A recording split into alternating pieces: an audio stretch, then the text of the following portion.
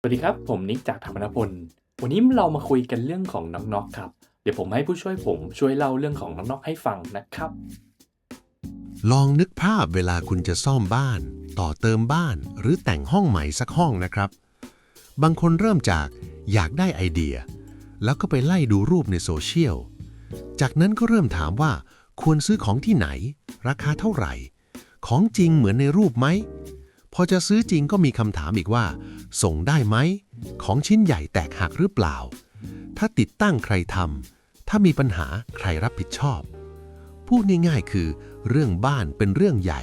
ใช้เงินเยอะและคนไม่อยากพลาดนี่คือจุดตั้งต้นที่ทำให้หลายคนรู้จักชื่อ Knock Knock Knock Knock เป็นแพลตฟอร์มตลาดออนไลน์ของไทยที่โฟกัสเรื่องบ้านแบบเฉพาะทางในแพลตฟอร์มเดียวคุณสามารถเลือกซื้อเฟอร์นิเจอร์ของตกแต่งบ้านวัสดุก่อสร้างงานพื้นงานผนังรวมถึงบางบริการที่เกี่ยวกับบ้านได้แนวคิดของเขาคือทำให้การทำบ้านที่เคยยุ่งยากกลายเป็นเรื่องที่หาง่ายเปรียบเทียบง่ายจบได้ในที่เดียวไม่ใช่แค่เอาของมาวางขายแต่พยายามเชื่อมคนซื้อร้านค้าและคนให้บริการให้เจอกันบนออนไลน์ถ้าพูดให้เห็นภาพน็อกน็อกอยากเป็นเหมือนศูนย์รวมเรื่องบ้านบนออนไลน์ตั้งแต่หาไอเดียเลือกสินค้าเทียบราคาไปจนถึงการส่งและการดูแลหลังการขายช่วงหนึ่งน็อกน็อกถูกพูดถึงในฐานะแพลตฟอร์มที่มีทุนใหญ่หนุนและมีความตั้งใจจะผลักดันธุรกิจด้านบ้านให้โตในระดับภูมิภาคด้วยเพราะผู้ดำเนินการคือบริษัทชื่อ Better Bee Marketplace และในฝั่งโครงสร้างการลงทุนมีบริษัทใหญ่ในไทยเข้าไปเกี่ยวข้องผ่านรูปแบบร่วมทุนมีข่าวและการสื่อสารทางธุรกิจที่พูดถึงการร่วมมือกันเพื่อเสริมจุดแข็งด้านเครือข่ายโลจิสติกส์คลังสินค้า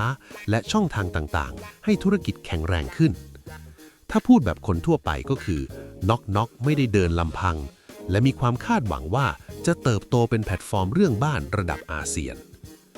ตัดมาที่เหตุการณ์ล่าสุดที่ทำให้ชื่อน็อกน็อกกลับมาอยู่ในกระแสอีกครั้งต้นเดือนมกราคมปี 2569น็อกน็อกประกาศยุติการบริการแพลตฟอร์มและประกาศกำหนดการไว้ชัดเจนเขาจะเปิดรับคำสั่งซื้อได้ถึงคืนวันที่ 8 กุมภาพันธ์ ปี 2569 ช่วงก่อนเที่ยงคืนและจะหยุดรับคำสั่งซื้อใหม่ตั้งแต่เที่ยงคืนที่เข้าสู่วันที่ 9 กุมภาพันธ์ ปี 2569 เป็นต้นไปจากนั้นยังมีช่วงดูแลคำสั่งซื้อเดิมการจัดส่งและการบริการหลังการขายต่อไปโดยกำหนดว่ายังให้บริการหลังการขายได้ถึงวันที่ 8 เมษายน ปี 2569 ช่วง 6 โมงเย็นและประกาศว่าจะยุติการบริการแพลตฟอร์มทั้งหมดในวันที่ 9 เมษายน ปี 2569 ช่วงก่อนเที่ยงคืนเขาย้ำว่าการปิดบริการจะทำให้เป็นไปอย่างราบรื่นที่สุดทั้งฝั่งลูกค้าร้านค้าและงานบริการที่ยังมีสัญญาผูกพันและเหตุผลที่แบรนด์บอกไว้แบบตรงไปตรงมาคือสภาวะเศรษฐกิจในช่วงนี้และการแข่งขันในตลาดอีคอมเมิร์ซที่รุนแรงมากทำให้ต้องตัดสินใจยุติการดำเนินงานทีนี้คำถามสำคัญคือทำไมแพลตฟอร์มเรื่องบ้านที่ดูเหมือนเป็นไอเดียที่แก้ปัญหาจริงและมีความพร้อมหลายด้านถึงไปต่อไม่ไหวลองมองแบบนักการตลาดก่อนหมวดบ้านเป็นหมวดที่ดูเหมือนยอดบินต่อครั้งสูงก็จริงแต่มีความโหดซ่อนอยู่หลายชั้นอย่างแรกคือคนไม่ได้ซื้อของแต่งบ้านชิ้นใหญ่บ่อยๆซื้อโซฟาดีๆครั้งหนึ่งอาจใช้เป็นปีซื้อกระเบื้องหรือทำพื้นใหม่ก็เป็นโปรเจกต์เป็นรอบๆนั่นแปลว่าการทำการตลาดเพื่อหาลูกค้าใหม่1 คนมักมีต้นทุนสูงนักการตลาดเรียกต้นทุนนี้ว่าค่าได้ลูกค้าใหม่หรือ CAC ถ้าเราต้องยิงโฆษณาแจกคูปองทำโปรโมชั่นหนักเพื่อให้ลูกค้าเข้ามาซื้อครั้งแรกแต่ลูกค้ากลับมาซื้อซ้ำไม่ถี่ธุรกิจก็จะเริ่มเหนื่อยเพราะรายได้จากลูกค้า1 คนตลอดระยะยาวอาจไม่พอชดเชยเงินที่ใช้ไปในการดึงเขาเข้ามาและในช่วงที่การแข่งขันอีคอมเมิร์ซเดือดขึ้นค่าโฆษณาก็มีแนวโน้มแพงขึ้นด้วยอย่างที่2คือหมวดบ้านเป็นหมวดที่งานหลังบ้านหนักมากเพราะมันไม่ใช่แค่แพ็คของใส่กล่องแล้วจบของชิ้นใหญ่ต้องขนส่งดีต้องไม่แตกไม่บุกไม่ขูดสีต้องตรงรุ่นต้องตรงขนาดต้องตรง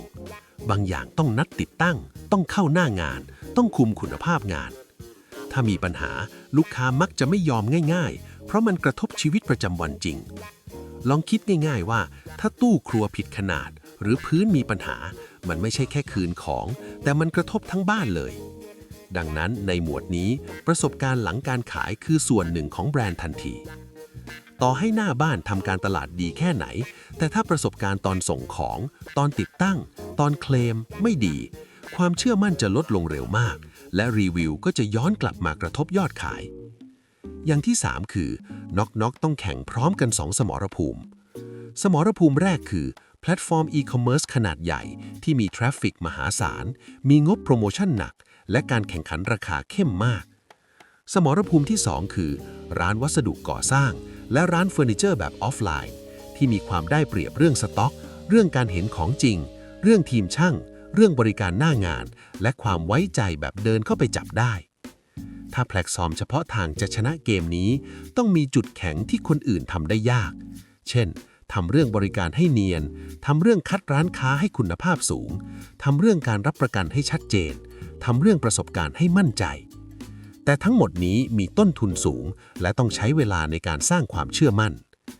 เพราะเศรษฐกิจชะลอผู้คนระมัดระวังการใช้เงินการตัดสินใจซื้อของชิ้นใหญ่จะช้าลงในขณะที่การแข่งขันด้านราคายังรุนแรงเหมือนเดิมหรือหนักขึ้นด้วยธุรกิจก็จะถูกบีบจาก2ด้านหนึ่งคือยอดขายโตยากอีกด้านหนึ่งคือค่าใช้จ่ายโดยเฉพาะค่าโปรโมชั่นและค่าโฆษณาลดลงยากด้วยทีนี้มองด้วยแว่นนักลงทุนบ้าง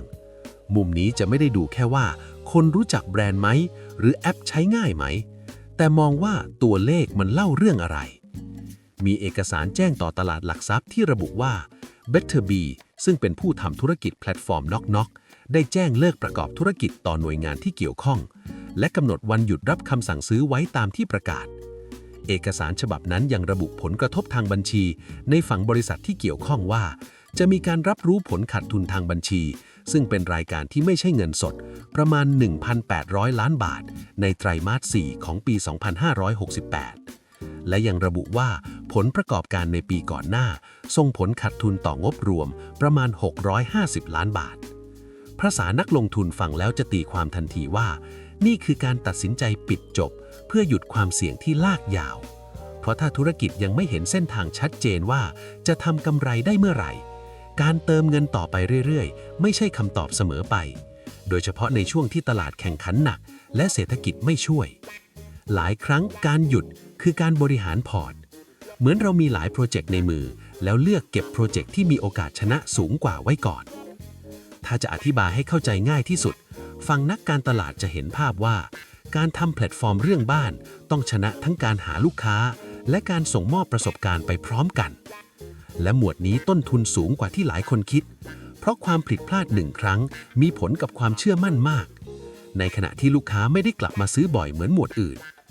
ส่วนฝั่งนักลงทุนจะเห็นภาพว่าเมื่อธุรกิจยังต้องใช้เงินจำนวนมากเพื่อประคองการแข่งขันแต่ยังไม่ถึงจุดที่ขายแล้วเหลืออย่างชัดเจนการยุติธุรกิจอาจเป็นทางเลือกที่ทำให้บริษัทหยุดการขาดทุนต่อเนื่องและทำให้งบการเงินชัดขึ้นแล้วถ้าคุณเป็นคนฟังหรือคนทำธุรกิจเคสนี้สอนอะไรบ้างบทเรียนแรกคืออย่ามองอีคอมเมิร์ซเป็นแค่หน้าบ้านไม่ใช่แค่ทำโฆษณาเก่งทำคอนเทนต์ดีแล้วจะชนะในหมวดบ้านงานหลังบ้านคือหัวใจของความน่าเชื่อถือโลจิสติกส์การนัดติดตั้งการเคลมการสื่อสารกับลูกค้า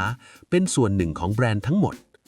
บทเรียนที่2คืออย่าพึ่งช่องทางเดียวเพราะวันนี้คุณขายดีในแพลตฟอร์มหนึ่งไม่ได้แปลว่าพรุ่งนี้แพลตฟอร์มนั้นจะเหมือนเดิมสำหรับร้านค้าและแบรนด์การกระจายความเสี่ยงสำคัญมากมีหน้าร้านก็ใช้หน้าร้านเป็นจุดสร้างความไว้ใจมีเว็บไซต์ของตัวเองก็ใช้เว็บไซต์เป็นบ้านของแบรนด์เก็บฐานลูกค้าของตัวเองไว้ทำระบบสมาชิกทำ LINE ทำอีเมลทำ CRM เพื่อให้ลูกค้ายังกลับมาหาคุณได้แม้ช่องทางใดช่องทางหนึ่งจะเปลี่ยนไปบทเรียนที่3คือหมวดบ้านควรคิดแบบโปรเจกต์มากกว่าตะกร้าสินค้า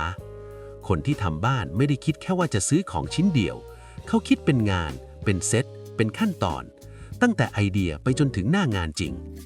ดังนั้นธุรกิจที่ทำหมวดนี้ให้ไปรอดมักต้องเก่งเรื่องการพาลูกค้าเดินทางตั้งแต่ต้นจนจบช่วยเลือกช่วยเปรียบช่วยวางแผนช่วยติดตั้งและช่วยรับประกัน สุดท้ายถ้าจะทิ้งท้ายแบบชวนคิดเรื่องของ Knock Knock ไม่ได้บอกว่าแพลตฟอร์มเรื่องบ้านทำไม่ได้แต่มันบอกว่าแพลตฟอร์มเรื่องบ้านทำยากมากเพราะต้องชนะพร้อมกัน3เกม